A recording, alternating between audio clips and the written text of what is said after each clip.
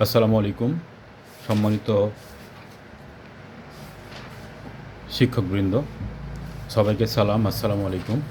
আজকে আমি বদলি সফটওয়্যার আর এর প্রয়োজনীয় ডকুমেন্ট কী কী কাগজপত্র লাগবে সে বিষয়ে আমি একটু আলোচনা করব। আলোচনার জন্য আমি এসেছি। তো প্রথমে আমরা একটু দেখে নিই স্ক্রিনে। এই যে আমরা দেখতে পাচ্ছি এখানে আমি অলরেডি প্রবেশ করেছি টেলিটক সিমের মাধ্যম দিয়ে যে পাসওয়ার্ড এবং ইউজার আইডি এসেছে সেখান থেকে আমি এখানে প্রবেশ করেছি। প্রথমে আমাকে যে ড্যাশবোর্ডে এটা প্রবেশ করলে যেটা পাবো সেটা হলো ড্যাশবোর্ড। তারপরে শিক্ষা প্রতিষ্ঠানের তথ্য অলরেডি দিতে হবে। দিলে আমরা শিক্ষা প্রতিষ্ঠানের তথ্য দিলে এখানে কিছু ফাইল আপলোড করতে হবে। সে ফাইলগুলি কীরকম ফাইল আমরা দেখি।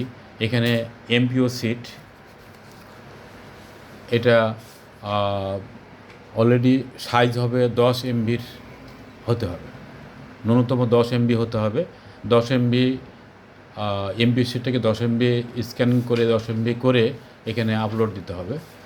তারপরে শিক্ষক কর্মচারীর বিবরণী, এখানে শিক্ষক কর্মচারীর বিবরণী বলতে যে প্যাটার্নটা আছে, নতুন প্যাটার্নটা, এই নতুন প্যাটার্নটাই আমাদেরকে তৈরি করে এখানে স্ক্যানিং করে এই 10 এমবির কম ফাইলটি তৈরি করে সাইজ হবে সর্বোচ্চ 10 এমবি দিয়ে আপলোড দিতে হবে। 3 নম্বরে আছে বিভাগ অনুমোদনের কপি, এটা প্রতিষ্ঠানে রয়েছে। বিভাগ অনুমোদনের কপি প্রতিষ্ঠানে রয়েছে, প্রতিষ্ঠান প্রধান এটা দেবেন। তারপরে আছে বিষয় অনুমোদন বলতে যেমন কম্পিউটার বিষয় অনুমোদনের কপি আছে, বিজ্ঞান বিষয় খোলার আছে, কারিগরি হয়তো কৃষি আছে, গার্হস্থ্য বিজ্ঞান আছে, উচ্চতর গণিত আছে, আর ইত্যাদি এই বিষয় খোলার জন্য যে অনুমতিপত্র বোর্ড থেকে সরবরাহ করা সেই অনুমতিপত্র আমাকে দিতে হবে। তারপরে শিক্ষার্থীর টট লিস্ট, এটা একটা জটিল প্রক্রিয়া এখানে অন্তর্ভুক্ত করেছে। এই টট লিস্ট বলতে বোর্ডে রেজিস্ট্রেশনভুক্ত হয়েছে এরকম শিক্ষার্থীর যে ছবিযুক্ত তালিকা থাকে সেই তালিকায় এখানে আপলোড করতে হবে। তারপরে লেখা আছে শিক্ষার্থীর তালিকা আমরা প্রাথমিক পর্যায়ে বোর্ডে যে শিক্ষা বোর্ডের জন্য যে তৈরি করি সেটা তালিকা আমাদেরকে দিতে হবে।